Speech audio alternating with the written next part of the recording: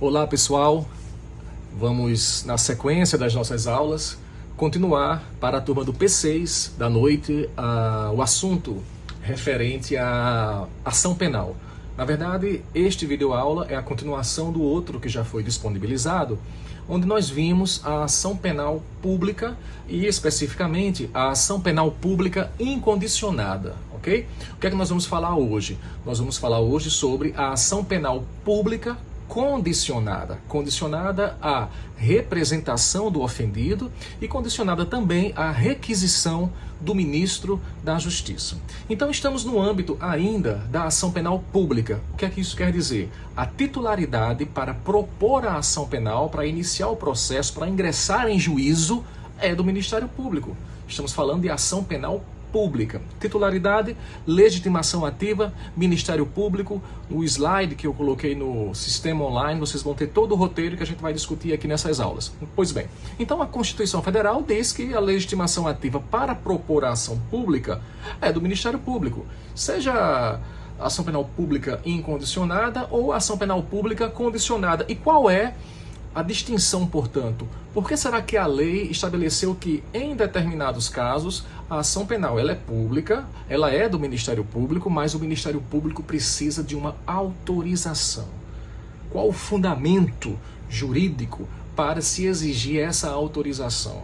Tá? Ou, em outras palavras, essa manifestação de vontade da vítima ou de seu representante legal.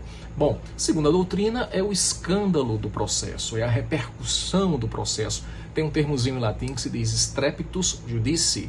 Muito bem, é a vítima que vai ponderar se manifesta sua vontade para processar o autor do delito ou não. Se ela manifestar, cabe ao Ministério Público propor a ação. Pois bem, então como eu vou saber se a ação penal ela é pública condicionada? A lei vai dizer. Porque a regra é que ela seja pública incondicionada. E todas as vezes que ela for pública condicionada, o próprio dispositivo do Código Penal ou de alguma lei especial vai dizer assim: somente se procede mediante representação do ofendido ou mediante requisição do ministro da Justiça. E o que é a representação? Nada mais é do que a manifestação de vontade. Manifestação de vontade da vítima em processar o autor da conduta delituosa. O artigo 39 do Código de Processo Penal diz que esse direito de representação, que pode ser exercido pessoalmente ou o procurador com poderes especiais, ele se dá mediante declaração escrita ou oral. Então veja, não se exige tanta formalidade assim para a propositora, para a representação. Ela tem um prazo, esse prazo é um prazo decadencial, é um prazo de 6 meses a contar do fato delituoso ou do dia em que a vítima venha a saber quem é o autor do crime. Muito bem, a representação, portanto, consiste na manifestação de vontade. Eu quero que haja um processo penal contra fulano de tal porque ele praticou um crime. Pronto. Essa representação, que pode ocorrer em sede policial, pode ocorrer também, é comum, no Ministério Público, e isso é dirigido ao titular da ação penal, que no caso seria o Ministério Público. Essa representação, ela é feita pela vítima, se capaz, ou pelo representante legal, se incapaz. No caso de morte do ofendido, o artigo 31 estabelece uma sequência de pessoas que poderão oferecer essa representação. É o que a doutrina chama de CADE, cônjuge, ascendente, descendente ou irmão, nessa ordem, tá?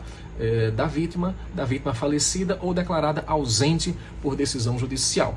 E se a vítima for de menor, for incapaz, por exemplo, e houver uma colisão de interesses entre ela e o seu representante legal.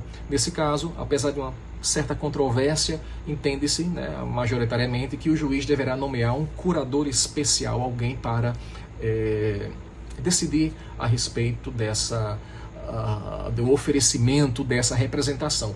E a requisição do ministro da Justiça. Bom, a requisição do ministro da Justiça é um ato de caráter político.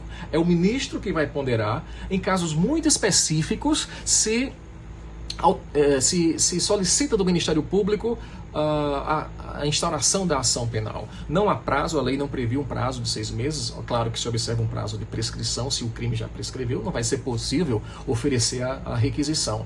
E a requisição, apesar deste nome, ela não soa como uma ordem ao Ministério Público. O Ministério Público, como já vimos, é uma instituição, então tem a sua autonomia para processar ou não o autor da infração. Essa requisição tem um caráter político, não é analisado apenas o aspecto jurídico.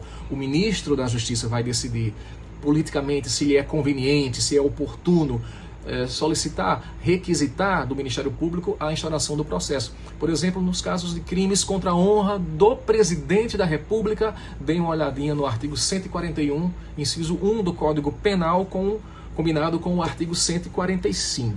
Muito bem, então essa representação, pessoal, consiste num poder de decisão que a lei confere à vítima de um crime e ela vai decidir se autoriza ou não, se manifesta a sua vontade ou não, para que o Ministério Público, aí sim, venha a propor a ação penal, oferecer denúncia e começar o processo, né, o processo penal.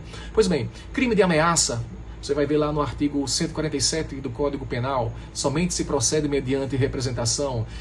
Crime de periclitação da vida, de perigo de contágio venéreo. O crime de perigo de contágio venéreo tem lá também dizendo que somente se procede mediante representação. Isso quer dizer que a vítima, ela vai decidir se manifesta a sua vontade e se ela assim o fizer, o Ministério Público estará autorizado a ingressar com a ação penal. Ele também não é obrigado, tá? Ele vai ponderar se existem elementos referentes à materialidade do crime, à autoria, enfim. E veja, o que é que se discute também?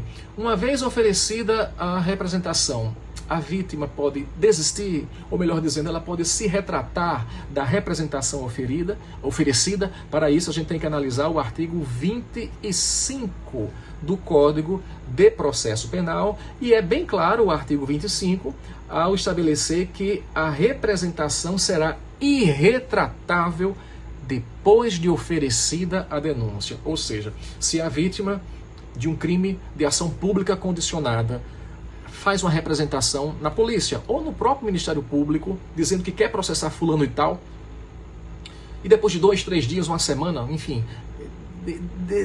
resolve voltar atrás, ela pode? Pode. Mas qual é a condição aí? Que não tenha sido ainda oferecida a denúncia. Se tivesse sido oferecida a denúncia, aí o Ministério Público, em virtude do princípio da obrigatoriedade, da indisponibilidade, ele já não pode mais desistir da ação penal, conforme a gente viu na última aula. Então, no próximo vídeo nós continuaremos e vamos falar da ação penal de iniciativa privada.